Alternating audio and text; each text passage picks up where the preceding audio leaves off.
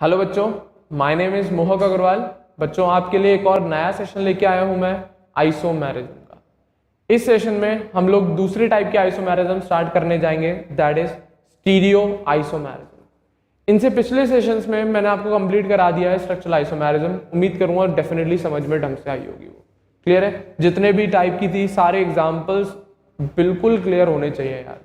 Clear है? इसी तरीके से एग्जांपल्स की मदद से ही हम लोग स्टीरियो आइसोमेरिज्म पर भी पूरा डिस्कशन करेंगे धीरे धीरे। क्लियर है? तो एग्जांपल्स बहुत इंपॉर्टेंट है बेटा ऑर्गेनिक में समझने के लिए, क्योंकि कंसेप्ट तभी समझ में आएगा जब एग्जांपल्स पर ढंग से फोकस करेंगे आप। क्लियर है? कौन कौन सी कंडीशंस होती हैं, क्या होती हैं, ये सारी चीजें मजा आता है समझने में। ठीक है ना? तो हम आज बात करेंगे स्टीरियो आइसोमेरिज्म पर। क्लियर है? तो अब होती क्या है, किस तरीके से चलती है, बिल्कुल स्ट्रक्चरल जैसी होती है या उससे अलग होती है, वो सारी चीजें अपन देखते चलेंगे। ठीक है ना? तो ध्यान से देखना। मैं बात कर रहा हूं स्टीरियो आइसोमेरिज्म की। अब बात आती है कि ये आइसोमेरिज्म होती क्या है, इसमें हम क्या देखते हैं, कैसे हम बताएंगे कि कोई स्टीरियो आइसोमर है या नहीं है। ठीक है ना? जैसे स्ट्रक्चरल आइसोमेरिज्म में मैंने आपको बताया था कि ये ऐसे आइसोमर्स होते हैं जिनका मॉलिक्यूलर फॉर्मूला तो चलो सेम आता है, बट जब हम उनका स्ट्रक्चर ड्रॉ करते हैं तो वो डिफरेंट स्ट्रक्चर बनाते हैं। क्लियर है? जैसे इथाइल अल्कोहल और डाइमिथाइल ईथर वाला केस दिखाया था। क्लियर है? अब स्टीरियो आइसोमर की बात है, तो अब इसमें क्या होता है तो वो सुनना जरा। ये बेटा वो आइसोमर्स होते हैं जिनका मॉलिक्यूलर फॉर्मूला और उनका स्ट्रक्चरल फॉर्मूला वो दोनों का दोनों सेम मिलता है। क्या? Isomers having same molecular and structural formula. तो अब सर कैसे आइसोमर्स होंगे फिर ये, जब मॉलिक्यूलर और स्ट्रक्चरल फॉर्मूला सेम है तब कैसे आइसोमेरिज्म आएगी? क्लियर है? तो वो सुनना जरा। क्या? Isomers having same molecular and structural formula but differ in arrangement of atoms और ग्रुप्स। बट उनके अंदर जो एटम और ग्रुप बैठे हैं उनके अरेंजमेंट में डिफरेंस होता है मात्र, और वो भी अरेंजमेंट देखा जाता है उनका 3D स्पेस में। कहां पर देखा जाता है? 3D स्पेस में। तो वो वाली कंडीशन जब आती है तो उस केस में जो आइसोमर्स मिलते हैं उन्हें हम स्टीरियोमर्स कहते हैं। क्या बोलते हैं? स्टीरियो आइसोमर्स बोलते हैं या स्टीरियोमर्स बोलते हैं। तो वही लिखा है, isomers having same molecular and structural formula but differ in arrangement of atoms or group। but वो आइसोमर किसमें डिफर करेंगे? उनके एटम्स और ग्रुप के अरेंजमेंट में डिफर करेंगे। कहां पर? 3D स्पेस में उनका जो एटम और ग्रुप होगा उसके अरेंजमेंट में वेरिएशन दिखेगा या डिफरेंस दिखेगा। उस बेसिस पे जो आइसोमर्स बनते हैं उन्हें हम स्टीरियोमर्स कहते हैं, और इस फिनोमिना को स्टीरियो आइसोमेरिज्म कहते हैं। क्या कहते हैं? Stereo isomerism. तो 3D स्पेस में जो एटम्स या ग्रुप बैठे हैं उनका अरेंजमेंट में वेरिएशन जहां पर भी दिख जाए तो वो स्टीरियो आइसोमर्स की कंडीशन बन जाती है। क्लियर है? क्योंकि मॉलिक्यूलर और स्ट्रक्चरल फॉर्मूला तो सेम आता है उनके। जैसे एक केस है ब्यूटूइन का। किसका बेटा? ब्यूटूइन का केस देख ले। जैसे ये इनका स्ट्रक्चर है, ठीक है ना, एक ये रहा, इसी का दूसरा आइसोमर बना के दे रहा हूं मैं आपको, ये रहा। इनके 3D स्पेस में ये जो CH3 बैठे हुए हैं, हाइड्रोजन बैठे हुए हैं, फर्क आ गया अरेंजमेंट में। एक ये रहा, एक ये रहा। क्लियर है? इसको हम कहते हैं सिस और इसको हम कहते हैं ट्रांस। ठीक है ना? अभी आगे जाके सीख जाएंगे पूरा। क्लियर है? तो ये एक आइसोमर है, ये दूसरा आइसोमर है। क्लियर है? तो इसमें फर्क कैसे पता लगा? क्योंकि फॉर्मूला सेम है, बिल्कुल सेम है, स्ट्रक्चर भी सेम है। ब्यूटूइन नेमिंग वेमिंग नंबरिंग वंबरिंग करेंगे तो वो भी सेम आएगी।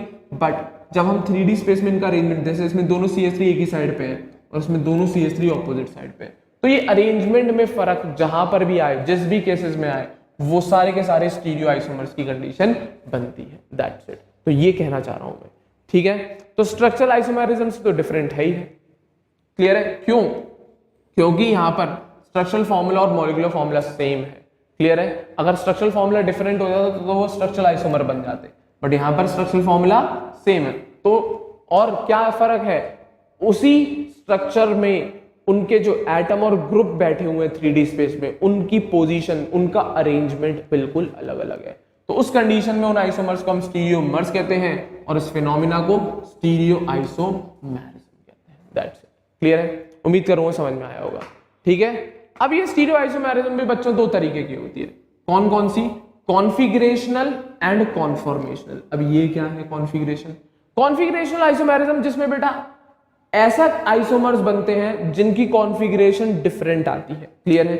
कॉन्फ़िगरेशन में चक्कर क्या होता है ना, ये ध्यान रखना, ये वो केस आता है जिसमें एक आइसोमर दूसरे आइसोमर में कन्वर्ट नहीं हो सकता, और कॉन्फॉर्मेशनल में ऐसे स्टीरियोमर्स आते हैं जो एक फॉर्म दूसरी फॉर्म में कन्वर्ट आसानी से हो जाती है। तो यहां पर डिफरेंट डिफरेंट कॉन्फ़िगरेशन वाली कंडीशन बनती है कि एक पर्टिकुलर कोई कॉन्फ़िगरेशन बन गई, जैसे अभी मैंने सिस और ट्रांस बनाया था, एक कंपाउंड था सिस और दूसरा कंपाउंड था ट्रांस, तो सिस कभी ट्रांस नहीं बन सकता और ट्रांस वाला कॉन्फ़िगरेशन वाला आइसोमर कभी सिस नहीं बन सकता।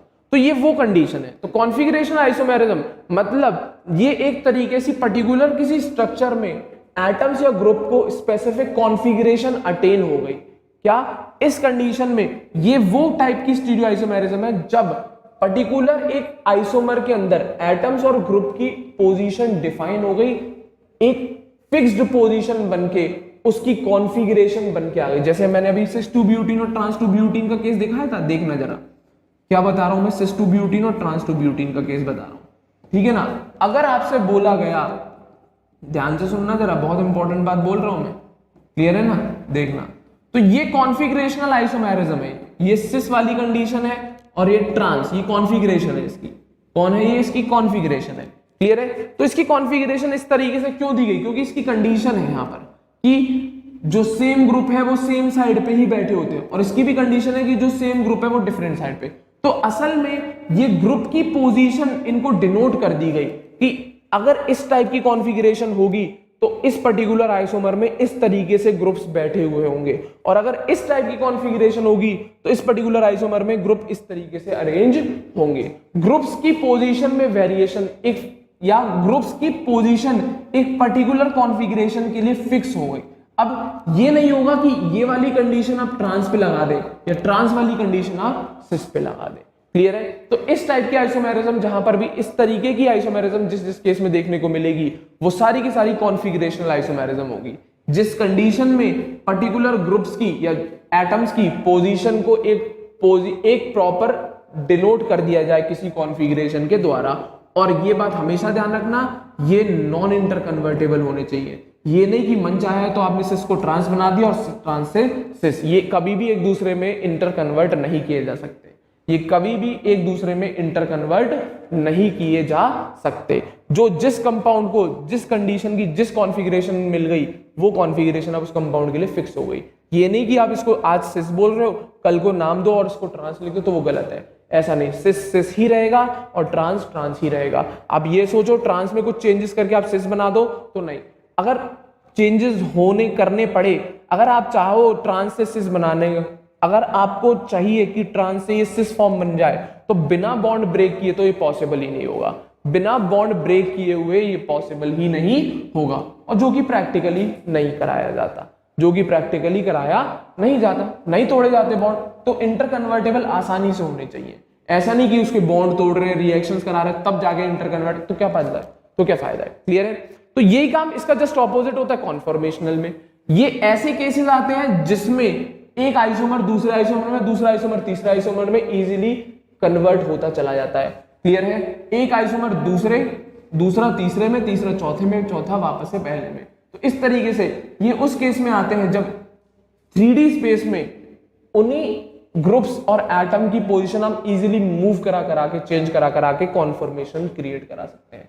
तो ये उस केस में अप्लाई होता है जहां पर कार्बन रोटेट कर सके, कार्बन की फ्री रोटेशन की वजह से ग्रुप्स जो 3D स्पेस में बैठे हैं वो अपनी पोजीशन चेंज कर करके डिफरेंट डिफरेंट आइसोमर बना ले, तो उस कंडीशन को कहते हैं हम कॉन्फॉर्मेशनल आइसोमेरिज्म। और कॉन्फ़िगरेशन में इंटर कन्वर्जन नहीं होता और कॉन्फॉर्मेशनल में आसानी से इंटर कन्वर्जन हो जाता है। अब कॉन्फ़िगरेशनल भी बेटा दो तरीके की आपको पढ़नी पड़ेगी, एक है ज्योमेट्रिकल, एक है ऑप्टिकल। ज्योमेट्रिकल में हम बात करते हैं सिस एंड ट्रांस कॉन्फ़िगरेशन की, किसकी, सिस एंड ट्रांस की, और ऑप्टिकल में हम बात करते हैं डी एन एल कॉन्फ़िगरेशन की, क्लियर है। कौन सी, D N L, dextro rotatory and laevo, पूरा डिस्कस करूंगा एक एक करके, क्लियर है। और कॉन्फॉर्मेशनल की बात बाद में करेंगे, क्लियर है। तो ये कॉन्फ़िगरेशनल पढ़ाऊंगा इस सेशन में, मैं आपको कॉन्फ़िगरेशन स्टीरियो आइसोमेरिज्म की कॉन्फ़िगरेशनल आइसोमेरिज्म कवर करूंगा, क्लियर है। और उसमें भी मोर स्पेसिफिकली हम आज ज्योमेट्रिकल पर ही मेजर डिस्कशन करेंगे। ऑप्टिकल के बारे में इंट्रोडक्शन दे दूंगा होती क्या है, बट मेजर जो डिस्कशन चलेगा वो पहले हम बात करेंगे ज्योमेट्रिकल की, तब बात करेंगे ऑप्टिकल की, और फिर एंड में हम बात करेंगे कॉन्फॉर्मेशनल आइसोमेरिज्म पे, क्लियर है, दैट्स इट। उम्मीद करूंगा यहां तक समझ में आया होगा कॉन्फिगरेशनल और कॉन्फॉर्मेशनल में फर्क। क्लियर है, हाँ या ना?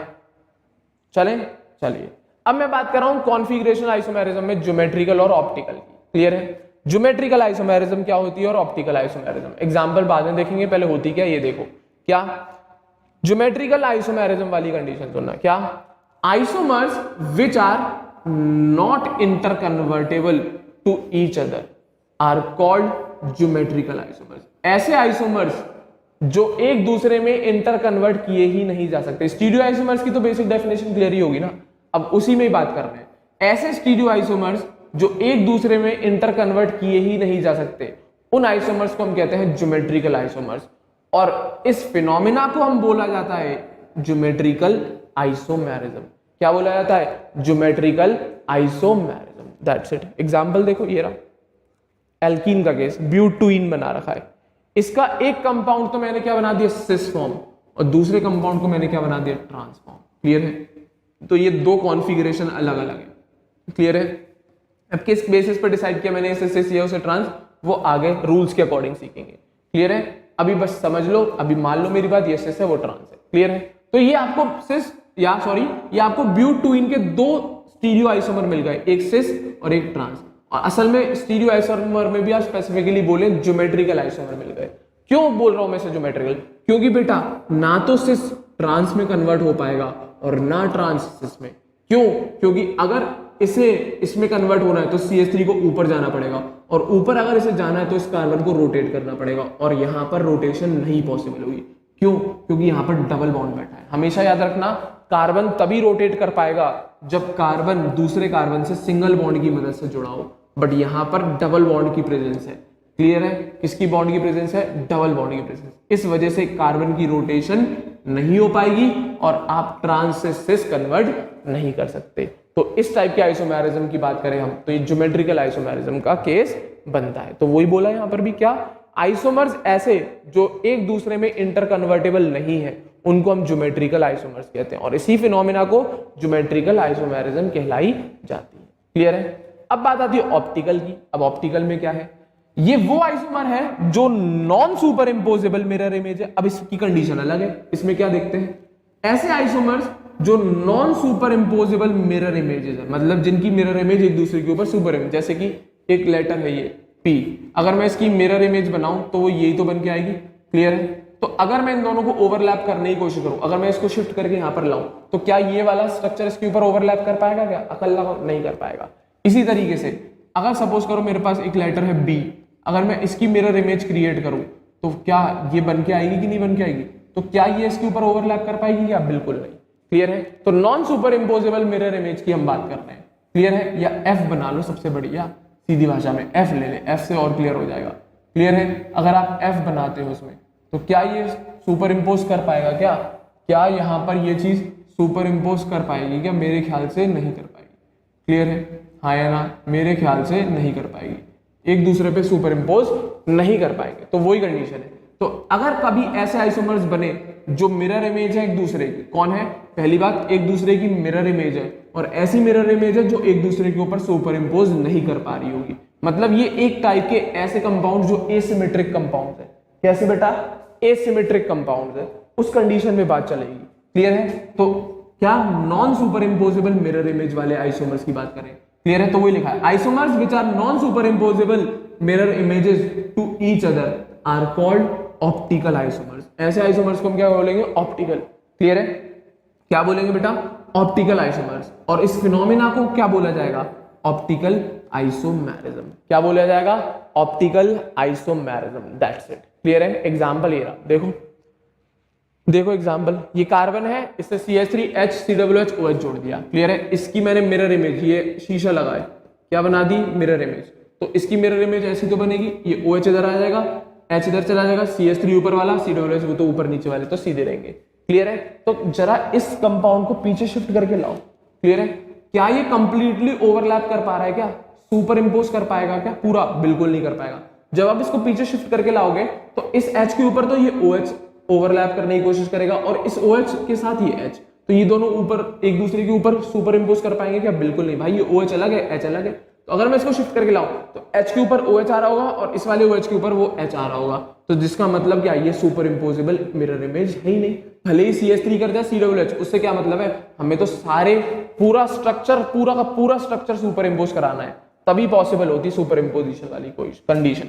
तो यहाँ पर तो non super imposable mirror image है। कौन है, non super imposable mirror image है, तो डेफिनेटली ये दोनों ऑप्टिकल आइसोमर होंगे। कौन होंगे, ये दोनों ऑप्टिकल आइसोमर होंगे। क्लियर है, हाँ या ना। तो इन शॉर्ट अगर ये डी फॉर्म है तो डेफिनेटली ये एल फॉर्म कहलाई जाएगी, या फिर अगर ये एल फॉर्म है तो ये डी फॉर्म कहलाई जाएगी। और ये डी और एल मेरे ख्याल से इनकी कॉन्फ़िगरेशन है।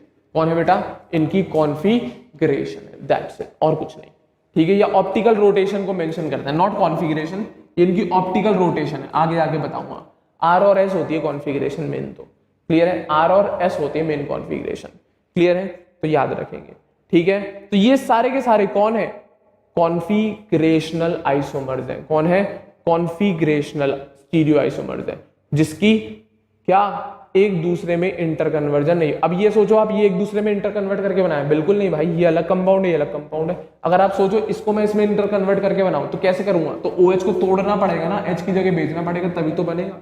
तो इसके लिए हम इंटर कन्वर्जन की बात करते नहीं है, वैसे हम लोग जनरली ये कंडीशन बना के देते हैं, non super imposable mirror image. But अगर आप कॉन्फ़िगरेशन वाले फॉर्मूले डेफिनेशन के अकॉर्डिंग जाएंगे तो डेफिनेटली अगर मुझे इस कंपाउंड को इस कंपाउंड में बदलना है तो बॉन्ड्स ब्रेक करने पड़ेंगे। ये वाला सिंगल बॉन्ड हटाना पड़ेगा, उसकी जगह H लगाना पड़ेगा और उसकी जगह OH लगाना पड़ेगा।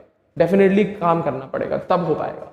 क्लियर है, यहाँ पे रोटेशन कराने से कोई फायदा ही नहीं होगा, रोटेशन कराने से कोई फायदा नहीं बैठता यहाँ पर। क्लियर है, हाँ या ना। बट ऑप्टिकल कंडीशन क्या है, non super imposable mirror image, और ज्योमेट्रिकल कंडीशन क्या है, हाँ non inter convertible isomers. Clear है, मेन कंडीशन इसकी होती है बेटा रिस्ट्रिक्टेड रोटेशन, ये डबल बॉन्ड की प्रेजेंस, किसकी प्रेजेंस, इन डबल बॉन्ड की प्रेजेंस। इसी की वजह से तो ये इस फॉर्म में कन्वर्ट नहीं हो पाया। अगर ये डबल बॉन्ड नहीं होता तो आराम से ट्रांस सिस बन सकता था और सिस ट्रांस बन सकता था, दैट्स इट।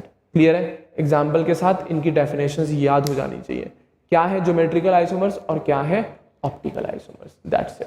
क्लियर है, सिंपल कंडीशन है, दिमाग लगाओगे तो डेफिनेटली जरूर आएगा। क्लियर है, घुटने लगाएंगे तो कुछ नहीं होना आपका, दिमाग लगाओ भाई थोड़ा सा।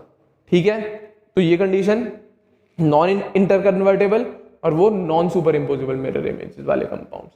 तो ज्योमेट्रिकल कौन है, ऑप्टिकल कौन है, क्लियर होना चाहिए। ठीक है, तो ये तो बात कर दी मैंने आपकी इंट्रोडक्शन पे तौर पे कॉन्फ़िगरेशनल स्टीरियो आइसोमर्स की। क्लियर है, अब इसमें से मैं सबसे पहला जो टॉपिक स्टार्ट कर रहा हूं वो कर रहा हूं मैं ज्योमेट्रिकल आइसोमर्स।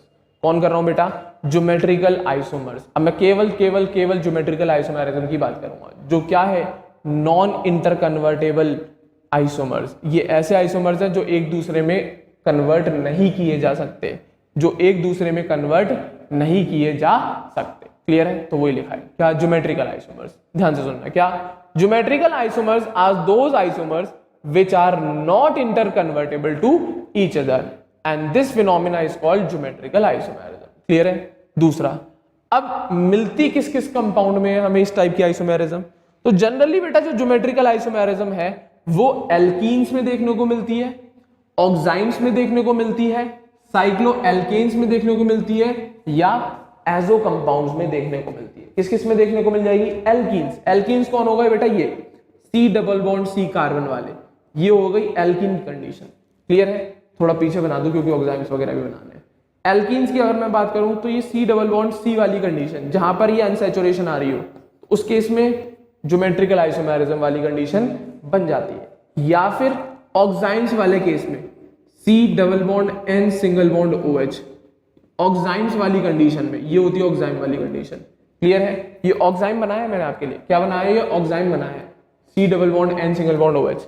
क्लियर है, इस कंडीशन में हमें ज्योमेट्रिकल आइसोमेरिज्म। या फिर साइक्लो एल्केन्स की बात करें, साइक्लो एल्केन्स वही CH2 CH2 CH2 इस टाइप के। अब XYZ और भी कंडीशन जो भी चलेगी वो साइक्लो एल्केन्स, एक रफली मैंने डायग्राम बना दिया कोई। क्लियर है, या फिर आप साइक्लो ब्यूटेन भी बना सकते हो, जरूरी नहीं है, साइक्लो ब्यूटेन भी बना सकते हैं। अब ये साइक्लो प्रोपेन वाली कंडीशन बना दी मैंने। क्लियर है, तो जितने भी साइक्लो एल्केन्स है उनमें भी हम ज्योमेट्रिकल आइसोमेरिज्म ऑब्जर्व कर सकते हैं। या फिर एजो कंपाउंड्स, कौन बेटा, azo compounds, N double bond N। Clear है, जहां पर ये एजो ग्रुप मिलता है। क्लियर है, या फिर एजो कंपाउंड्स के अंदर। क्लियर है, तो ये 4 पॉसिबिलिटीज है या 4 कैटेगरीज है जिन कंपाउंड्स में हम इस टाइप के आइसोमेरिज्म ऑब्जर्व करते हैं। एक ही रीजन है, क्योंकि बेटा इन कंपाउंड्स में हमें मिलती है रिस्ट्रिक्टेड रोटेशन, जहां पर ये एटम अपने बॉन्ड के अबाउट रोटेट नहीं कर सकते। देख यहाँ पे डबल बॉन्ड है, रोटेट नहीं कर पाएगा, यहाँ पे डबल बॉन्ड है, रोटेट नहीं कर पाएगा। ये आ गई चेन। अब तू सोचे इस कार्बन को मूव कराए, नहीं करेगा, इसको मूव कराओ, नहीं करेगा, इसको मूव कराओ, नहीं करेगा। यहाँ पर क्या आ गया, डबल बॉन्ड, इस नाइट्रोजन को मूव कराओ, नहीं करेगा। तो मेन कंडीशन आप दिमाग में बिठाना, मैं क्या कहना चाह रहा हूँ, ज्योमेट्रिकल आइसोमर्स उसी टाइप के कंपाउंड के केस में आ रहा है जहां पर रोटेशन पॉसिबल नहीं है, रिस्ट्रिक्टेड, रुकावट वाली रोटेशन है, जहां पर पॉसिबली वो एटम घूम ही नहीं सकता, वहां पर रुकावट है उसके रोटेट करने के लिए। क्लियर है? तो उन केसेस में ज्योमेट्रिकल आइसोमर्स आते हैं, क्योंकि तभी ऐसी कंडीशन होगी कि एक आइसोमर दूसरे में नहीं बन पाएगा। अगर उसे बनना है तो उसे बॉन्ड तोड़ने पड़ेंगे, उसे बॉन्ड्स तोड़ने पड़ेंगे, जो कि कराया नहीं जाता। That's it. क्लियर है? तो ये बात है बेटा ज्योमेट्रिकल आइसोमेरिज्म। कंडीशन भी याद रखना, किस केस में आ रही है, ऐसे कंपाउंड्स में जहां पर हमें रिस्ट्रिक्टेड रोटेशन देखने को मिल रही है। That's it. याद रखना है होती क्या है, किन किन में पॉसिबल होती है। क्लियर है? तो इनमें से सबसे पहली मैं शुरू कर रहा हूं ज्योमेट्रिकल आइसोमेरिज्म। बेसिक कंसेप्ट तो दिमाग में आ ही गया ना, अब एक एक करके पूरे एग्जांपल्स के साथ डिस्कस करेंगे। तो अब मैं सबसे पहले बात करूंगा एल्कीन्स के अंदर ज्योमेट्रिकल आइसोमेरिज्म, फिर मैं बात करूंगा ऑक्साइड्स के अंदर ज्योमेट्रिकल आइसोमेरिज्म कैसे होती है, साइक्लो एल्केन्स में कैसे होती है, एजो कंपाउंड रहते हैं। तो पूरी ज्योमेट्रिकल आइसोमेरिज्म पर डिस्कशन चलेगा। क्लियर है? अब मैं सबसे पहला एल्कीन्स पर डिस्कशन स्टार्ट कर रहा हूं, क्योंकि बेटा एल्कीन्स में ही सबसे ज्यादा क्वेश्चन आते हैं और ये थोड़ा लेंथी है। मेरे ख्याल से इस सेशन में कंप्लीट तो नहीं कर पाऊंगा, पर बेसिक्स सिखाने की पूरी कोशिश करूंगा मैं इसी सेशन के अंदर कि एल्कीन्स के अंदर कैसे ऑब्जर्व करते हैं हम ज्योमेट्रिकल आइसोमेरिज्म। क्लियर है? तो स्टार्ट करते हैं, ध्यान से सुनना बेटा। तो अब मैं बात कर रहा हूं सबसे पहले केस की, ज्योमेट्रिकल आइसोमेरिज्म इन एल्कीन्स, जो डबल बॉन्ड वाले कंपाउंड्स हैं जिसमें अनसैचुरेशन आती है, उसके अंदर ज्योमेट्रिकल आइसोमेरिज्म क्यों आई, कैसे दिखती है, क्या क्या चीजें हैं, किस तरीके से सिस और ट्रांस वाली कंडीशन बन गई, क्योंकि ज्योमेट्रिकल आइसोमेरिज्म सिस और ट्रांस पर ही चलती है। क्लियर है? दो ही कॉन्फ़िगरेशन है, सिस और दूसरी ट्रांस। क्लियर है? तो सुनना जरा। Alkenes show geometrical isomerism due to restricted rotation about carbon double bond carbon. Clear है? तो मेन कंडीशन बता दी गई सबसे पहले कि एल्कीन्स में ऐसा हुआ तो हुआ क्यों, क्योंकि उसके अंदर ये आइसोमेरिज्म आने का एक ही कारण है, कौन, रिस्ट्रिक्टेड रोटेशन, और किसके अबाउट, उसके कार्बन कार्बन डबल बॉन्ड के अबाउट। क्लियर है? हाँ या ना, उसके कार्बन कार्बन डबल बॉन्ड के अबाउट। That's it. तो अगर कार्बन कार्बन डबल बॉन्ड है तो उसके अंदर ये वाली कंडीशन मिल रही है। आप सोचो इसको मूव कराना, क्योंकि ये मान ले डबल बॉन्ड वाली कंडीशन है, पाई बॉन्ड बन गए। क्लियर है? अब आप सोचो इस एक्सिस को, तो ये बचपन में यार एक फैन सा आता था, पंखा सा आता था, पतली सी पाइप होती थी, ऊपर एक विंग लगे होते थे, यूं करके उड़ाते थे तो वो घूम जाता था। तो उस तरीके से याद कर लो। क्लियर है? एक रॉड है, इसमें 2 विंग्स लग रहे हैं, उसको घुमाओगे आप, 2 ग्रुप है, दोनों आराम से घूम सकते हैं। क्लियर है? कब, जब ये एक रॉड है, एक एक्सिस है, जब कभी एक एक्सिस होती है तभी फ्री रोटेशन, कभी भी 2 एक्सिस वाली के लिए फ्री रोटेशन नहीं मिलेगी आपको। अगर 2 एक्सिस मिल रही है, 2 एक्सिस ऑफ रोटेशन मिल रही है पैरेलल, और आप सोचो दोनों के अबाउट घूम जाए, नहीं घूमेगा भाई, नहीं घूमेगा। एक ही एक्सिस होगी तभी रोटेशन फ्री होगी। अगर 2 एक्सिस आ गई रोटेशन के साथ साथ तो वहां पर रोटेशन रिस्ट्रिक्टेड होगी, क्योंकि अगर मैं इसके अबाउट घुमाऊंगा तो इसकी वजह से रुकावट होगी, और इसके अबाउट घुमाऊंगा तो इसकी वजह से रुकावट होगी। That's it. क्लियर है? तो हमें एल्कीन्स के अंदर ये वाली कंडीशन मिलती है, रिस्ट्रिक्टेड रोटेशन। क्लियर है? इसी वजह से हम ज्योमेट्रिकल आइसोमेरिज्म बना पाए। क्लियर है? हाँ या ना? तो कंडीशन याद होनी चाहिए डायग्राम के साथ। ठीक है? तो एग्जाम्पल देखें, अब कैसे मिली हमें रिस्ट्रिक्टेड रोटेशन। ऊपर तो हमने केवल समझा दिया कि रिस्ट्रिक्टेड रोटेशन है क्या। क्लियर है? हाँ या ना? अगर आप देखना भी चाहे रिस्ट्रिक्टेड रोटेशन तो मैं दिखा सकता हूँ, देखो जरा। सपोज करो ये एक सिंगल एक्सिस है, ये वाली, ये कौन है, ये सिंगल एक्सिस है इस तरफ। क्लियर है? यहाँ पे बैठा है कार्बन, यहाँ पे बैठा है कार्बन, तो आराम से सिंगल एक्सिस के अबाउट ये दोनों कार्बन रोटेट कर सकते हैं। इस एक्सिस के अबाउट कार्बन को घुमाते चला जाऊंगा, आराम से घूम जाएगा, कार्बन बहुत प्यार से घूमेगा। एक एक्सिस है भाई, इसके अबाउट आराम से कार्बन घूम सकता है। बट जब यहीं पर ये 2 आ गए, अब एक एक्सिस नहीं है, अब कार्बन इन दोनों से जुड़ा है, अब कार्बन इन दोनों एक्सिस से ज्वाइंट है। देखना जरा, ब्लैक वाली एक्सिस से भी और ग्रीन वाली एक्सिस से भी, ये 2 एक्सिस आ गई। अब आपके पास कौन आ गई, ये 2 एक्सिस आ गई कार्बन के लिए। कार्बन इससे भी जुड़ा है और इससे भी जुड़ा है, साथ साथ बैठी है पैरेलली। क्लियर है? हाँ या ना? यहाँ पर बैठा है कार्बन, कहाँ पे बैठा है, इस जगह पे, यहाँ पर बैठा है कार्बन, ये मेरी फिंगर मान लो कार्बन है यार, इससे भी जुड़ी है और इससे भी जुड़ी है। अब मैं इसको रोटेट करूंगा तो डेफिनेटली ये दोनों बॉन्ड एक दूसरे में फंसेंगे। क्या? डेफिनेटली ये दोनों बॉन्ड, क्योंकि ये दोनों ही एक्सेस है रोटेशन के लिए। अब जब मैं मूव करूंगा तो ये दोनों के दोनों बॉन्ड एक दूसरे में फंसेंगे ऐसे और तोड़े जाएंगे, तभी वो कार्बन घूम पाएगा। तो उसी रिस्ट्रिक्टेड रोटेशन को एक्सप्लेन करने की कोशिश कर रहा हूं मैं। क्लियर है? जब घुमाया जाएगा तो ये दोनों एक्सेस एक दूसरे से टकराएंगे और टूटने की कोशिश करेंगे। क्लियर है? या एक दूसरे को रोकने की कोशिश करेंगे। तो इसलिए रिस्ट्रिक्टेड रोटेशन आई है यहाँ पर। क्लियर है? Because of double bond. अब ऐसा क्या हुआ, कैसे बनता है वो डबल बॉन्ड? तो सिस 2 ब्यूटीन का केस ले रहा हूं बेटा। किसका केस ले रहा हूं? सिस 2 ब्यूटीन का स्ट्रक्चर है बेटा ये। क्लियर है? तो यहाँ पर मेन अगर आप इसकी हाइब्रिडाइजेशन समझ जाए, तो अगर हाइब्रिडाइजेशन वगैरह निकालनी तो सिखाइए, इतनी तो आनी चाहिए यार। ये कार्बन है, कौन सी हाइब्रिडाइजेशन होगी यहाँ पर? sp2। ये कार्बन है, कौन सी हाइब्रिडाइजेशन होगी यहाँ पर? sp2। सिखा चुका हूं इतनी तुम्हें। क्लियर है? हाँ या ना? केमिकल बॉन्डिंग पढ़ाया हुआ है। एक बॉन्ड पेयर एरा, एक बॉन्ड पेयर एरा, एक bond pair era, 3 bond pair के हिसाब से हाइब्रिडाइजेशन sp2 आई होगी। क्लियर है? चलें आगे। अब देखें जरा कैसे बनाया ये डायग्राम। देखो भाई, कार्बन ले लिया मैंने, ये वाला कार्बन उठाया है, इसको उठाया, कॉन्फ़िगरेशन लिख दी 1s2 2s2 2p2 बना दिया। अब हाइब्रिडाइजेशन क्या है? sp2, मतलब 3 ऑर्बिटल मिक्स करनी है, तो इसकी हाइब्रिडाइजेशन क्रिएट करेंगे। तो 2s के हाइब्रिडाइजेशन क्रिएट करने के लिए मैं क्या करूंगा? इसकी ग्राउंड स्टेट्स को एक्साइटेड स्टेट में पहुंचा दूंगा।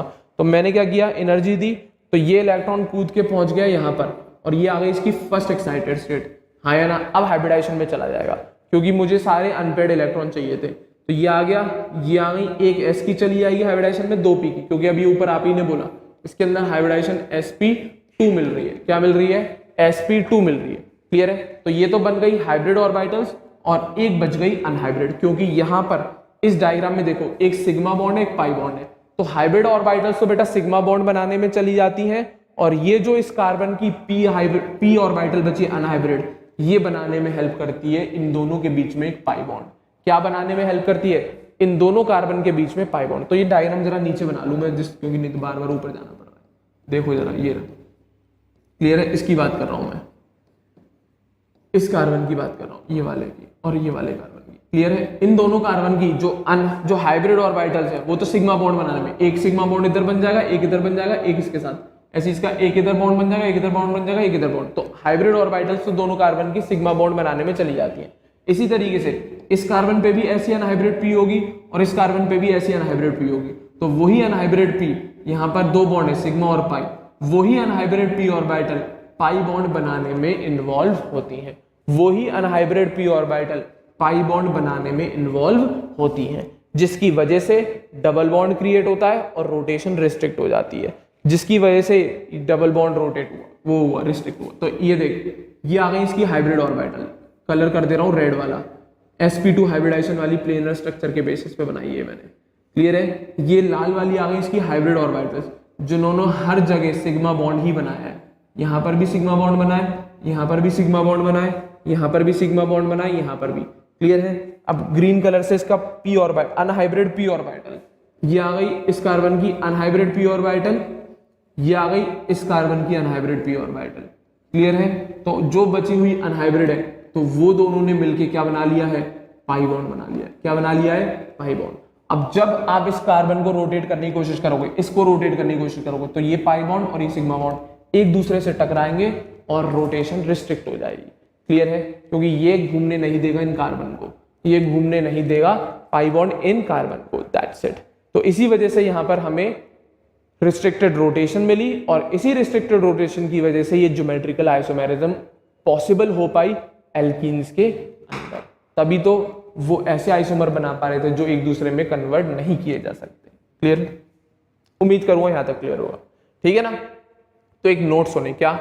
Restricted rotation among carbon carbon double bond arise due to formation of pi bond. Clear है? जो ऊपर वाले डायग्राम में पाई बॉन्ड बना है, इसी की वजह से इस कार्बन कार्बन बॉन्ड के बीच में रिस्ट्रिक्टेड रोटेशन आई। क्लियर है? तो ये लिखा है, restricted rotation among carbon carbon double bond arise due to formation of pi bond through sidewise overlapping. किसकी, कैसे ओवरलैपिंग होती है पाई बॉन्ड बनने के लिए? Sideways overlapping. और किसकी ओवरलैपिंग हुई? Unhybrid p orbitals.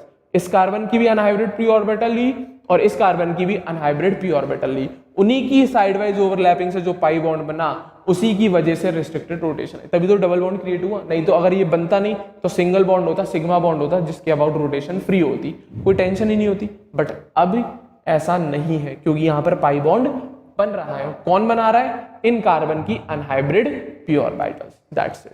क्लियर है? हाँ या ना? तो ये तो बात रही कि एल्कीन्स में ज्योमेट्रिकल आइसोमेरिज्म क्यों पॉसिबल है।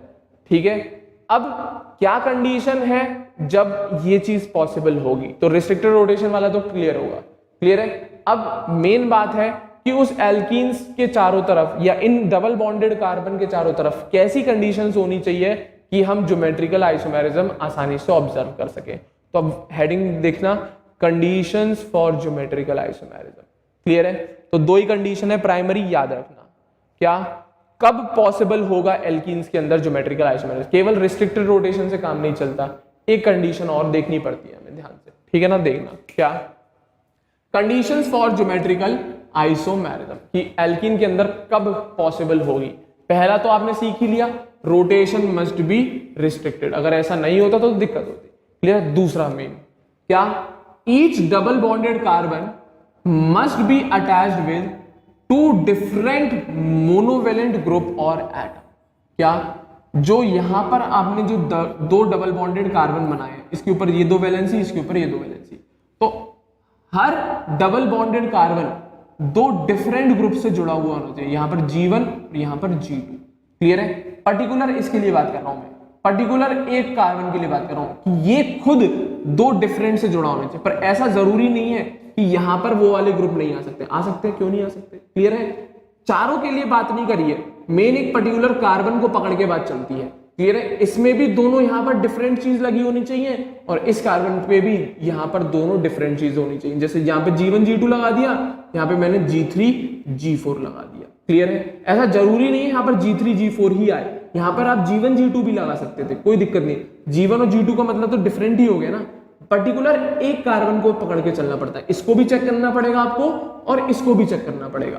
क्या ये बोल रहा है एल्कीन का जो दोनों अलग अलग कंडीशन की बात कर रहा है, तो ईच डबल बॉन्डेड कार्बन, चाहे ये है चाहे ये, दोनों को देखना आपको। तो वही लिखा है एल्कीन्स में each double bonded carbon must be attached with two different monovalent atom या ग्रुप। तो ये जो डबल बॉन्डेड कार्बन है ये खुद दो डिफरेंट ग्रुप या एटम से जुड़ा होना चाहिए। इसी तरीके से ये जो डबल बॉन्डेड कार्बन है ये खुद दो डिफरेंट ग्रुप या एटम से जुड़ा हुआ होना चाहिए। तो जब तक ये दोनों कंडीशन फुलफिल नहीं होगी तब तक एल्कीन्स के अंदर ज्योमेट्रिकल आइसोमेरिज्म नहीं होगी। जब तक ये दोनों कंडीशन फुलफिल नहीं होंगी तब तक एल्कीन्स के अंदर ज्योमेट्रिकल आइसोमेरिज्म पॉसिबल नहीं होगी, नहीं होगी और नहीं होगी। That's it. क्लियर है? तो ऐसा कौन कौन से केसेस में पॉसिबल है? रिस्ट्रिक्टेड रोटेशन तो समझ में आई गया। अब क्या क्या पॉसिबिलिटी बन सकती है देखो भाई। अब क्वेश्चन है, एग्जांपल्स है आपके पास, ये रहा। अगर मेरे पास ये कंडीशन है, ये डबल बॉन्डेड कार्बन, ये भी, अब इससे एक A जुड़ रहा है, एक B जुड़ रहा है। इसी तरीके से इस डबल बॉन्डेड कार्बन से एक A जुड़ रहा है, एक B जुड़ रहा है। अब पूछा जाएगा कि इसमें ज्योमेट्रिकल आइसोमेरिज्म पॉसिबल होगी या नहीं? मेरे ख्याल से बिल्कुल होगी। क्यों? क्योंकि हर डबल बॉन्डेड कार्बन से दो डिफरेंट आपको ग्रुप या एटम जुड़ रहे हैं। अब ऐसा जरूरी नहीं कि सर इस कार्बन से A जुड़ रहा है और इस कार्बन से A जुड़ रहा है तो ये तो सेम हो गया। तो भाई ये तो दोनों डिफरेंट अलग अलग डबल बॉन्डेड कार्बन है ना। मैंने बात करी है पर्टिकुलर एक डबल बॉन्डेड कार्बन से, इससे डायरेक्टली नहीं जुड़ने चाहिए दोनों A। यहां पर क्या बात चल रही है? हर पर्टिकुलर एक डबल बॉन्डेड कार्बन से ही दोनों सेम नहीं आने चाहिए। पड़ोस पड़ोस में सेम आ जाए कोई दिक्कत नहीं है, बट पर्टिकुलर इस कार्बन से जो दो एटम या ग्रुप जुड़ रहे हैं वो सेम नहीं होने चाहिए। तो डेफिनेटली इस केस में हमें ज्योमेट्रिकल आइसोमेरिज्म दिख जाएगी। क्लियर है? बात आती है सर इस केस में क्या होगा? बिल्कुल इस केस में देखो ये डबल बॉन्डेड कार्बन है, इससे एक E जुड़ रहा है, एक D डिफरेंट है तो काम चल जाएगा। इसी तरीके से इस कार्बन से एक A जुड़ रहा है, एक B डिफरेंट है तो काम चल जाएगा। तो डेफिनेटली यहां पर भी ज्योमेट्रिकल आइसोमेरिज्म दिखेगी। इसी तरीके से इसकी बात करें अब हम, इसमें देखो ये कार्बन है डबल बॉन्डेड, इससे जुड़ रहा है A और D। इसी तरीके से ये डबल बॉन्डेड कार्बन है, इससे जुड़ रहा है A और B, तो इससे भी दोनों डिफरेंट है और इससे भी दोनों डिफरेंट है। तो डेफिनेटली यहां पर भी आपको ज्योमेट्रिकल आइसोमेरिज्म आसानी से दिख जाएगी। एक केस और देख, अब बात करते हैं। तो ये रहा कार्बन और ये रहा कार्बन, ये डबल बॉन्डेड कार्बन, इससे कौन जुड़ रहा है? B और B। और इस डबल बॉन्डेड कार्बन से कौन जुड़ रहा है? A और A। तो देख ले डबल बॉन्डेड कार्बन से आ गए दोनों सेम, हो पाएगी क्या? खत्म, एक ही बार में आंसर खत्म, एक ही बार में आंसर खत्म, दूसरे को तो चेक करने की जरूरत ही नहीं है। अगर कभी भी एक पर्टिकुलर डबल बॉन्डेड कार्बन से दोनों ग्रुप सेम जुड़ गए तो आंख बंद करके ज्योमेट्रिकल आइसोमेरिज्म होगी नहीं। पर क्या बोला मैंने? पर्टिकुलर उसी डबल बॉन्डेड कार्बन से दोनों ग्रुप चेक करने हैं आपको। पता लगी आप यहाँ का ग्रुप और इसका ग्रुप चेक करो तो गलत है, ऐसा नहीं है। इसी कार्बन से जो दोनों जुड़ने वाले हैं उनको चेक करना है। इसी तरीके से इसी कार्बन से जो दोनों जुड़ने वाले हैं उनको चेक करना है कि वो डिफरेंट है या सेम है। अगर सेम है तो नहीं होगी ज्योमेट्रिकल आइसोमेरिज्म, और डिफरेंट है तो बहुत प्यार से होगी ज्योमेट्रिकल आइसोमेरिज्म। इसी तरीके से एक केस और देख, इसी तरीके से अगर इस टाइप का स्ट्रक्चर आए तब पूछा जाए तो देखो जरा, डबल बॉन्डेड कार्बन है, डबल बॉन्डेड कार्बन है, क्या है, डबल बॉन्डेड कार्बन है, इससे क्या जुड़ रहा है, बी और ए डिफरेंट है, होनी चाहिए। बट यहां वाला डबल बॉन्डेड कार्बन जरा देखना, इससे ए और ए सेम आ गए, क्लियर है। तो यहां पर ज्योमेट्रिकल आइसोमेरिज्म नहीं हुई, क्योंकि बेटा दोनों के साथ होना चाहिए, इससे भी दोनों डिफरेंट होने चाहिए और इससे भी। एक ने भी गड़बड़ी कर दी तो उस कंपाउंड में ज्योमेट्रिकल आइसोमेरिज्म पॉसिबल नहीं हो पाएगी। हमें इसको भी चेक करना है और इसको भी चेक करना है, दोनों में होना चाहिए डिफरेंट डिफरेंट। जैसे कि इस कार्बन से भी दोनों अलग अलग जुड़े होने चाहिए और इस कार्बन से भी दोनों डिफरेंट ही होने चाहिए। यहां पर दोनों सेम आ गए तो खत्म केस ज्योमेट्रिकल आइसोमेरिज्म का। That's it. उम्मीद करूंगा अब तो जरूर समझ में आया होगा यार, अब भी नहीं आया तो फिर कभी नहीं आ सकता, इतनी बेसिक तरीके से नहीं कोई बताएगा, क्लियर है। तो दो प्राइमरी कंडीशन है, एक रिस्ट्रिक्टेड रोटेशन और दूसरा एल्कीन के जो दोनों डबल बॉन्डेड कार्बन है उनसे खुद, उन डबल बॉन्डेड कार्बन से जो खुद जुड़ने वाले मोनोवेलेंट ग्रुप या एटम है वो डिफरेंट होने चाहिए और दोनों को चेक करना पड़ेगा आपको। केवल एक को चेक करके दूसरे को छोड़ दिया ऐसा काम नहीं चलेगा, दोनों डबल बॉन्डेड कार्बन को चेक करना पड़ेगा कि उन दोनों से दोनों डिफरेंट डिफरेंट ग्रुप जुड़ रहे हैं या नहीं जुड़ रहे। दैट्स इट, खत्म बात, क्लियर है। तो ये बात थी main condition in geometrical isomerism of alkenes. Alkenes के अंदर ज्योमेट्रिकल आइसोमेरिज्म कब मिलती है और क्यों मिलती है, दोनों रीजन दे दिया आपको मैंने। क्यों मिलती है, रिस्ट्रिक्टेड रोटेशन की वजह से, और किस कंडीशन में मिलती है, ये दोनों वाली कंडीशन में। नोट कर ले, इंपॉर्टेंट केस है, क्लियर है ना। तो कुछ नेमिंग करते हैं अब, ठीक है। सिस वाली कंडीशन और ट्रांस वाली कंडीशन सुनना अब, क्लियर है। सिस और ट्रांस समझा रहा हूं, कब हम सिस बोलते हैं कब हम ट्रांस बोलते हैं बेटा, क्लियर है। तो ध्यान से देखना, सिस तब बोला जाता है जब दोनों सिमिलर ग्रुप सेम साइड पे आ रहे हो। अब देखना जरा, अब मैंने क्या किया, ऊपर स्ट्रक्चर मैंने इस तरीके से बना रखे थे, हर स्ट्रक्चर को मैंने ऐसे मेंशन कर रखा था। अब इसी स्ट्रक्चर को मैंने सीधा खड़ा कर दिया, क्लियर है। नहीं तो आप ऐसे ही देख लो, ऐसे भी बना दे रहा हूं, इसी स्ट्रक्चर को पहले वाले की तरह भी ड्रॉ कर दे रहा हूं मैं यहाँ पर ही, क्लियर है। तो यहाँ पर ड्रॉ करता हूं तो इस तरीके से दिखेगा ये स्ट्रक्चर, अगर ऐसे देखा जाए, क्लियर है। तो ध्यान से देखना जरा, तो सिस वाली कंडीशन सुनना, क्लियर है। तो ये कंडीशन है, ये या ये एक ही बात है दोनों, क्लियर है। इसको ऐसे देख लो चाहे ऐसे करके देख लो, इसी कंडीशन है। तो इस कंडीशन को हम कहते हैं सिस फॉर्म। अब क्यों बोला जा रहा है, लिखा हुआ है same group on same side, उसको हम बोलते हैं सिस। तो देख जरा, सेम साइड पे CH3 आ रहा है और सेम साइड पे HH आ रहा है। अब इसमें देखोगे तो सेम साइड पे CH3, अब एक कार्बन पर नहीं देखना है, दोनों कार्बन के हिसाब से देखना है। सेम साइड पर CH3 आ रहा है और सेम साइड पर HH आ रहा है, तो इस कंडीशन को हम बोलते हैं सिस। अब आप ये मत कर देना कि इन दोनों से जो CH3 जोड़ दिए तो वो तो भाई ज्योमेट्रिकल आइसोमेरिज्म ही नहीं हुई, वो तो फिर गलती आ जाएगा ना, क्योंकि sp2 कार्बन से ये दोनों डिफरेंट है, sp2 कार्बन से ये दोनों डिफरेंट है। बट जब हम पूरा मॉलिक्यूल में देखते हैं कि वो सिस है या ट्रांस है, तो सेम साइड में सेम ग्रुप सिस फॉर्म बनेगी। तो इसमें दोनों CH3 सेम साइड में, उसमें दोनों H सेम साइड में। अगर आपको ऐसे समझ में नहीं आ रहा तो उसको वर्टिकल कर लो, तो सेम साइड में CH3 आ जाएंगे और उधर सेम साइड में H आ जाएंगे। तो इस टाइप की कंडीशन मिलेगी तो उसे हम सिस वाली कंडीशन बोलेंगे, क्लियर है। तो नाम लिखा जाता है तो सिस 2 ब्यूटेन। अब बात आती है ट्रांस की, ऑपोजिट कर दे। तो देख जरा, सेम साइड में डिफरेंट आ रहे हैं, सेम ग्रुप डिफरेंट साइड बोल दे या सेम साइड में डिफरेंट ग्रुप बोल दे, एक ही बात है।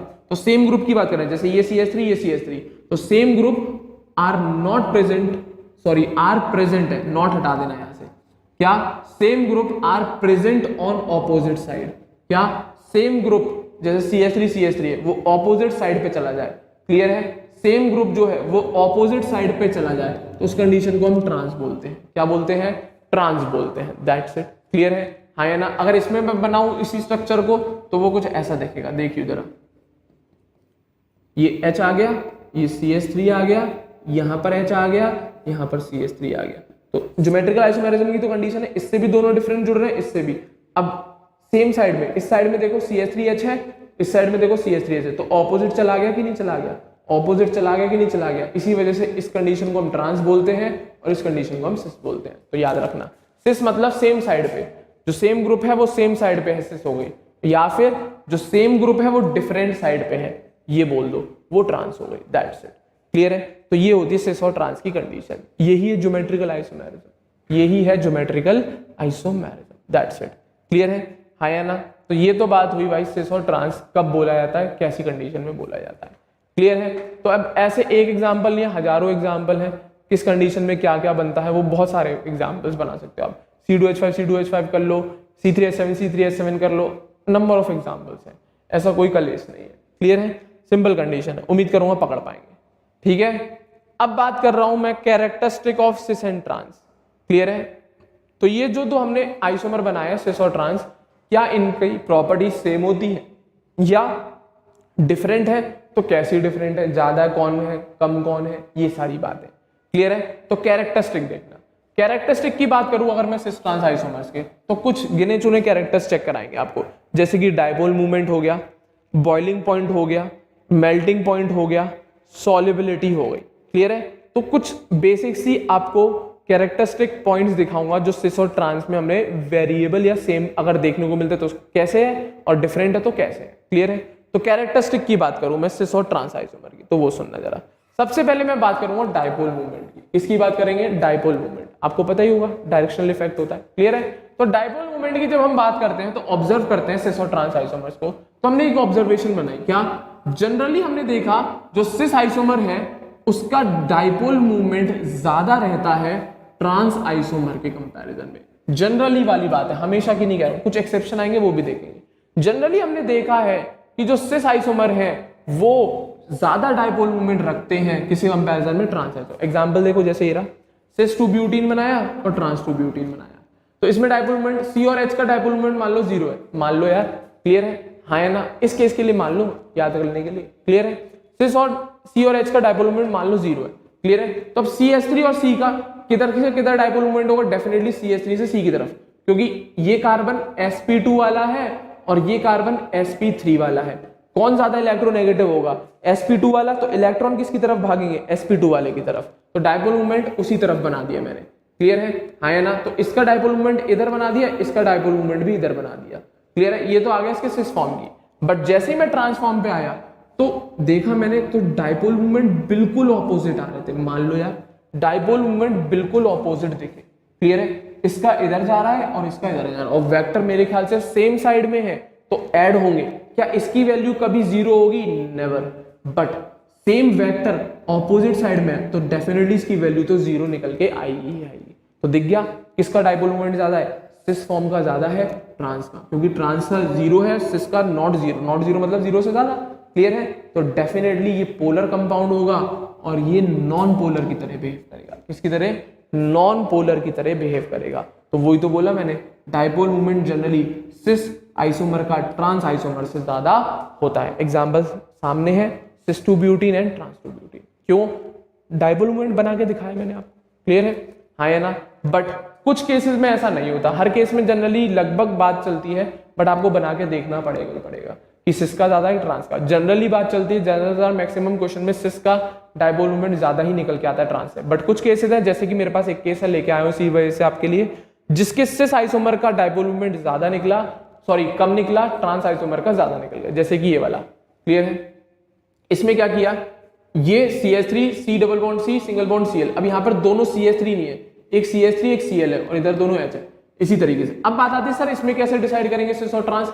H के हिसाब से देख लो ना, किसके हिसाब से? H के हिसाब से। H अगर सेम साइड पे है तो क्या सिस फॉर्म, H अगर डिफरेंट साइड पे है तो क्या ट्रांसफॉर्म। बिल्कुल देख सकते हो, ऐसा जरूरी थोड़ी है कि CH3 Cl को ही देखोगे आप, H के हिसाब से भी लगा सकते हो यहाँ पर सिस और ट्रांस।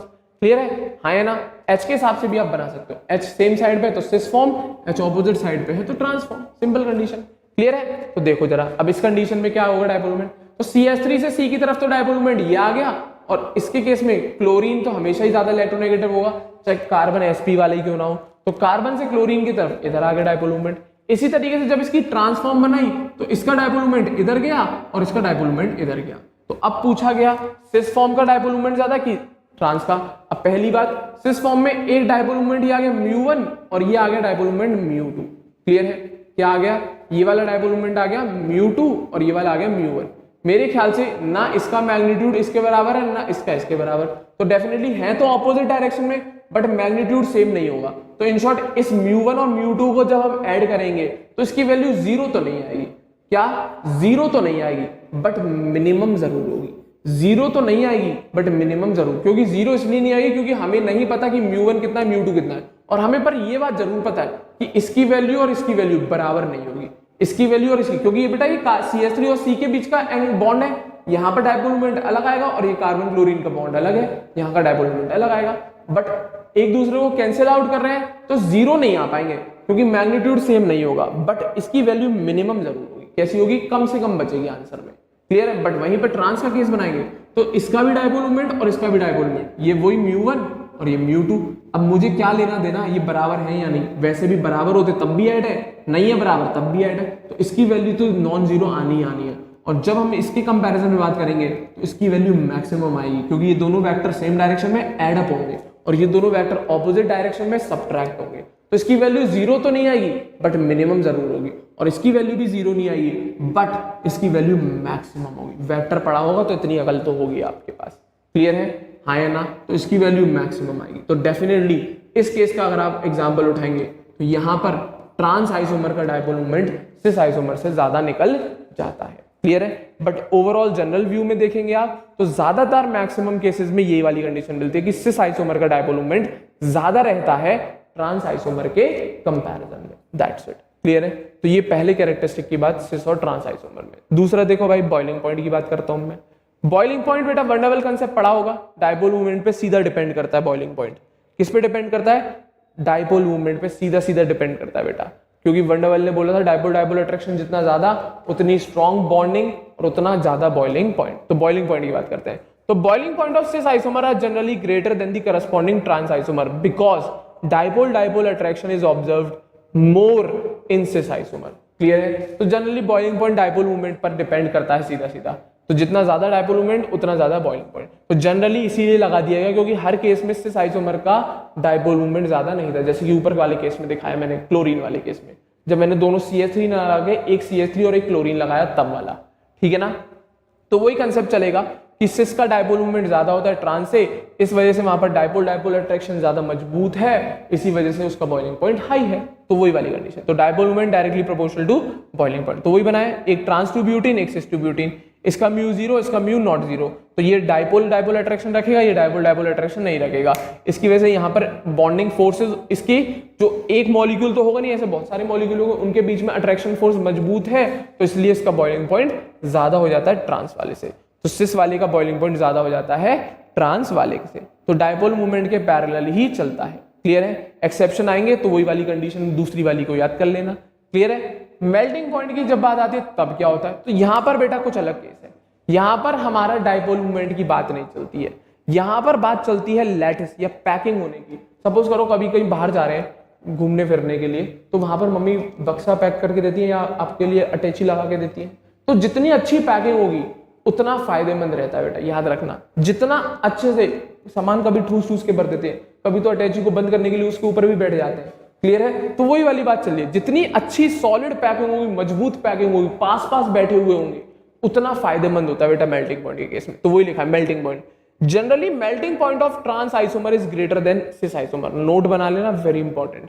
जनरली क्या, मैक्सिमम केसेस में बोलूंगा मैं, हमेशा ट्रांस आइसोमर का ही मेल्टिंग पॉइंट ज्यादा होता है सिस आइसोमर से। क्यों? क्योंकि ट्रांस आइसोमर के अंदर जो पैकिंग होती है वो ज्यादा मजबूत होती है in comparison to cis isomer. आपने एक मोबाइल में गेम आता था, वही बॉक्स वाला गेम आता था, एक छोटा सा नीचे बॉक्स गिरते रहते थे, उनको अरेंज करना होता था। फोन में यार बटन वाले फोन में आता था, हमारे टाइम पे तो आता था, तो वो नीचे टेट्रिस वगैरह करके कहते थे, नाम मुझे याद नहीं है क्या कहते हैं उस गेम का। उसमें बॉक्सेस आते थे अलग अलग डिजाइन के, कोई इस शेप का आता था, जैसे मैं दिखा दूं अगर आपको, तो कुछ कोई बॉक्स इस शेप का आता था वहां पर। ठीक है ना? उसको अरेंज करना होता था जमीन पर, उसके हिसाब से फिर लेवल्स कैंसिल आउट करनी पड़ती थी। इस टाइप के बॉक्सेस आते थे बने हुए। क्लियर है? हाँ या ना? उनको अरेंज करना पड़ता था यार। गेम तो खेला होगा, बटन वाले फोन में आता था। क्लियर है? उसके हिसाब से ऐसे बहुत सारी तरीके की आती थी यार शेप, मुझे इतनी याद भी नहीं है। इस टाइप की भी शेप आती थी उसमें, एल वाली भी आती थी शेप। क्लियर है? इस टाइप की भी शेप आती थी उसके अंदर। क्लियर है? ऐसे बहुत सारे आते थे। क्लियर है? तो वहां पर हमें उन्हें अरेंज करना पड़ता था, गेम खेला होगा तो आपने जब भी ऑब्जर्व किया होगा, अगर इस टाइप की शेप आती है, इसी के ऊपर अगर दूसरी टाइप की शेप लगाऊं तो वो प्रॉपर तरीके से फिट हो पाएगी क्या? अगर इस टाइप के बॉक्सेस क्रिएट होके आ रहे होते हैं, अगर इस टाइप के बॉक्सेस क्रिएट होके आ रहे होते हैं, ऐसे ही बहुत सारे बॉक्सेस लाता जाऊं तो वो अरेंज होगा तो सही, बट वहां पर गैप छूट जाएंगे। क्या छूट जाएंगे? गैप। बट अगर इस टाइप के बॉक्सेस या इस टाइप के स्ट्रक्चर आ रहे होंगे ऊपर से गिर के, उन्हें अरेंज करना होगा, तो वो एक के ऊपर एक बिल्कुल बेहतरीन तरीके से फिट हो जाएंगे। वो एक के ऊपर एक बिल्कुल बेहतरीन तरीके से फिट हो जाएंगे, जैसे कि ये फिट कर रहा हूं मैं। क्लियर है? एक के ऊपर एक बेहतरीन तरीके से फिट हो जाएंगे। क्लियर है? बट इस केस में अगर मैं बात करूं, कौन से वाले केस में अगर मैं बात करूं, इस केस में बात करूं, तो इस केस के जो बॉक्सेस होंगे वो प्रॉपर तरीके से फिट नहीं हो पाएंगे। जैसे कि ये आया, इसी तरीके से एक और आया, प्रॉपर फिट तो नहीं हुआ ना, गैप क्रिएट हो गया, गैप क्रिएट हो गया, ये वाला गैप आ गया। गैप क्या इसमें इतना गैप आ रहा है? क्या मेरे ख्याल से इस केस में इतना गैप नहीं आ रहा जितना गैप इस केस में आ रहा है। तो डेफिनेटली इस टाइप की पैकिंग ज्यादा अच्छी होगी इन कंपैरिजन टू सिस वाली, तो उसी पैकिंग के ऊपर काम चलता है। तो मेल्टिंग पॉइंट की अगर हम बात करते हैं तो मेल्टिंग पॉइंट ट्रांस आइसोमर के ज्यादा होते हैं जनरली। रीजन वही है पैकिंग, क्योंकि सिस में हमें लेस पैकिंग एफिशिएंसी मिलती है, ट्रांस में हमें मोर पैकिंग एफिशिएंसी। पैकिंग एफिशिएंसी मतलब बहुत क्लोजली पैक्ड है, उसके बीच में जो कैविटीज है वो बहुत कम है, बट यहाँ पर जो कैविटीज है, यहाँ पर जो गैप्स हैं, एयर गैप्स, वो बहुत ज्यादा है। ऐसा मान लो यार, एयर गैप। क्लियर है? तो इसी वजह से इसकी पैकिंग अच्छी नहीं है, इसकी पैकिंग बहुत अच्छी है, इसीलिए इसकी पैकिंग की एफिशिएंसी कम है और इसकी पैकिंग की एफिशिएंसी ज्यादा है। इसी वजह से सिस के लैटिस को, ये पूरा एक मान लो लैटिस है, तो सिस आइसोमर वाले लैटिस को तोड़ने में बहुत आसानी है, बहुत कम एनर्जी देनी पड़ेगी। वहीं पर अगर ट्रांस आइसोमर है, उसके लैटिस को अगर हमें तोड़ना है तो उस केस में हमें बहुत ज्यादा एनर्जी देनी पड़ेगी। तो वही लिखा है, less energy is required to break crystal lattice of cis isomer, वहीं पर more energy is required to break crystal lattice of trans isomer. इसी वजह से सिस आइसोमर्स के मेल्टिंग पॉइंट लो होते हैं और ट्रांस आइसोमर्स के मेल्टिंग पॉइंट बहुत हाई होते हैं। एक ही reason, because of packing efficiency. Trans की ज्यादा पैकिंग अच्छी है इन कंपैरिजन टू सिस, इस वजह से ये क्लोजली अटैच्ड है, इसलिए इनके लैटिस को तोड़ने के लिए हमें बहुत एनर्जी देनी पड़ेगी, तब जाके ये मेल्ट होंगे। वहीं पर इनको कम एनर्जी पे ही मेल्ट करा दिया जाता है। That's it, very important condition, mark कर लेना, मर जाओगे नहीं तो। क्लियर है? तो वो कंडीशन बता दी, मेल्टिंग पॉइंट ट्रांस का हमेशा ज्यादा रहता है सिस आइसोमर के कंपैरिजन में, because of packing efficiency. That's it. Clear है? इसी से रिलेटेड सॉल्युबिलिटी का भी एक कंसेप्ट है, इसी से रिलेटेड बेटा एक सॉल्युबिलिटी का भी कंसेप्ट है, क्वेश्चन आया हुआ है सॉल्युबिलिटी पे भी। क्लियर है? सॉल्युबिलिटी का भी कंसेप्ट पैकिंग एफिशिएंसी से ही रिलेटेड है। एक छोटा सा कंसेप्ट और है पैकिंग एफिशिएंसी का। क्लियर है? उसको भी देख सकते हैं आप लोग। ठीक है? तो वही वाली बात है, जनरली क्या cis isomer are more soluble than corresponding trans isomer. Clear है? जनरली सिस आइसोमर्स की बात करें, उल्टा बोल दिया क्या? ध्यान से देखना जरा। हाँ बिल्कुल सही बोला है, सिस आइसोमर ज्यादा सॉल्युबल होते हैं। सही कह रहा है, बिल्कुल कह रहा है। ट्रांस के कंपेयर, अकल लगाओ जरा थोड़ी सी। क्या लैटिस किसका वीक है? सिस का। स्ट्रॉन्ग किसका है? ट्रांस का। तो कौन सा लैटिस जल्दी घुल जाएगा? जो वीक होगा, जल्दी डिसॉल्व हो जाएगा, जल्दी टूट जाएगा अपनी छोटे छोटे पार्टिकल्स में, तभी तो सॉल्युबिलिटी ज्यादा होगी। तो अकल लगाओ। तो सिस आइसोमर का लैटिस क्या है? वीक है। कैसा है? वीक है, तो वो जल्दी टूटेगा और जल्दी डिसॉल्व होगा। वहीं पे ट्रांस आइसोमर का लैटिस थोड़ा मजबूत है because of high packing efficiency, तो वो इजीली बिखरेगा नहीं, टूटेगा नहीं और डिसॉल्व आसानी से नहीं होगा। तो वही बात है। तो generally cis isomer are more soluble than corresponding trans isomer. एक ही reason, in cis isomer less packing efficiency, more soluble, क्योंकि सिस आइसोमर की पैकिंग एफिशिएंसी कम है और उसकी सॉल्युबिलिटी बहुत ज्यादा है। क्लियर है? बेसिक सा केस है, याद रखना एक। क्लियर है? हाँ या ना? एक एग्जांपल और देखो बेटा, एक एग्जांपल और देखो। क्लियर है? स्पेशल केस है, मैलिक ऑफ फ्यूमेरिक एसिड का आया हुआ है एक दो बार। एग्जांपल याद रखना ये वाला। क्लियर है? एग्जांपल याद रखना बेटा, क्वेश्चन आया हुआ है इसका, बहुत इंपॉर्टेंट है। कैसा है? बहुत बहुत बहुत बहुत बहुत ज्यादा इंपॉर्टेंट है। क्लियर है? एक बार क्वेश्चन पूछा गया था मैलिक एसिड और फ्यूमेरिक एसिड पे, तो बेटा ये स्ट्रक्चर होता है मैलिक एसिड का, ये स्ट्रक्चर होता है फ्यूमेरिक, होता सेम फॉर्मूला है। सिस फॉर्म मैलिक एसिड बोल दी जाती है और इसी एसिड की ट्रांस फॉर्म को हम फ्यूमेरिक एसिड बोल देते हैं। इस वजह से सिस और ट्रांस की वजह से बहुत फर्क आ जाता है। क्लियर है? तो सुनना जरा, ध्यान से सुनना। सॉल्युबिलिटी की बात चलेगी तो सॉल्युबिलिटी किसकी ज्यादा होगी? अभी बताया सिस की, क्योंकि उसका लैटिस वीक होता है, इसका लैटिस ज्यादा होता है। तो सॉल्युबिलिटी की तो कल ऐसी खत्म, ये ज्यादा सॉल्युबल वो कम सॉल्युबल। इसके अलावा और भी प्रॉपर्टीज देखी गई थी बेटा मैलिक और फ्यूमेरिक एसिड की, इसकी सिस फॉर्म है और इसकी ट्रांस फॉर्म है। तो ये मैलिक एसिड है, वो फ्यूमेरिक एसिड है। तो सॉल्युबिलिटी के अलावा पूछा गया कि असल में कौन इनमें से ज्यादा एसिडिक मिला। तो बेटा एसिडिक कैरेक्टर डिपेंड करता है हाइड्रोजन बॉन्डिंग के केस में। यहां पर क्या हुआ, यहां पर सुनना जरा, मैलिक एसिड के अंदर सिस कंडीशन की वजह से हाइड्रोजन जो बॉन्डिंग मिली वो हमें मिली इंट्रामोलिकुलर हाइड्रोजन बॉन्डिंग। कौन सा केस मिला, इंट्रामोलिकुलर हाइड्रोजन बॉन्डिंग। और वहीं पर जब हमने फ्यूमेरिक एसिड में देखा तो वहां पर जो हमें हाइड्रोजन बॉन्डिंग मिली वो मिली इंटरमोलिकुलर हाइड्रोजन बॉन्डिंग। तो इससे फर्क क्या पड़ा, बिल्कुल फर्क पड़ा। इससे फर्क ये पड़ा कि जब मैलिक एसिड में हाइड्रोजन बॉन्डिंग हुई तो उसका एक हाइड्रोजन या उसके हर मॉलिक्यूल आइसोलेशन में चला गया। क्या उसका ये इस टाइप के ऐसे एक मॉलिक्यूल तो नहीं होगा, हजारों मॉलिक्यूल होंगे। तो उसकी इंट्रामोलिकुलर हाइड्रोजन बॉन्डिंग के वजह से मैलिक एसिड के सारे मॉलिक्यूल्स आइसोलेट हो जाते हैं, अलग अलग हो जाते हैं, जिसकी वजह से उसका एक हाइड्रोजन फ्री फॉर्म में रह जाता है जो H पॉजिटिव की तरह आपको आसानी से मिल पाएगा। किसकी तरह, H पॉजिटिव की वजह से। वहीं पर जब हम बात करते हैं फ्यूमेरिक एसिड में तो बेटा वहां मिलती है हमें इंटरमोलिकुलर हाइड्रोजन बॉन्डिंग, जिसका क्या कारण है, उसके दोनों जो COOH का H पॉजिटिव है वो कहीं ना कहीं दूसरे मॉलिक्यूल के साथ हाइड्रोजन बॉन्डिंग शो कर रहा हो। मेरे ख्याल से ये मैलिक एसिड फ्यूमेरिक एसिड है, हाइड्रोजन बॉन्डिंग कर रहा है, ये दूसरा फ्यूमेरिक एसिड है उसके ऑक्सीजन के साथ। क्लियर है। तो इंट्रामोलिकुलर हाइड्रोजन बॉन्डिंग और इंटरमोलिकुलर का फर्क यही पड़ता है। इंट्रामोलिकुलर होने की वजह से मैलिक एसिड के अंदर एक H पॉजिटिव फ्री हो जाता है, स्टेबल हो जाता है, क्योंकि ऐसे मॉलिक्यूल्स बहुत सारे होंगे पर उन सब ने इंट्रामोलिकुलर शो कर पाए होगा हाइड्रोजन बॉन्डिंग, इंटरमोलिकुलर कोई नहीं करेगा। इंट्रामोलिकुलर करने की वजह से इसका इस हाइड्रोजन को कोई छेड़ नहीं रहा तो इसको हम इजीली H पॉजिटिव की फॉर्म में यूज कर सकते हैं। बट वहीं पर हम बात करें फ्यूमेरिक एसिड में तो इसके बेटा दोनों COOH के जो हाइड्रोजन है, दोनों COOH जो H पॉजिटिव की फॉर्म में हमें मिल सकते थे वो हाइड्रोजन बॉन्डिंग के अंदर चले गए। किस में चले गए, हाइड्रोजन बॉन्डिंग में, जिसकी वजह से ये H पॉजिटिव हमें इजीली अवेलेबल नहीं हुए, जिसकी वजह से इसका एसिडिक कैरेक्टर तो कम हो गया और इसका एसिडिक कैरेक्टर बढ़ गया एक्सेप्शनली। क्लियर है।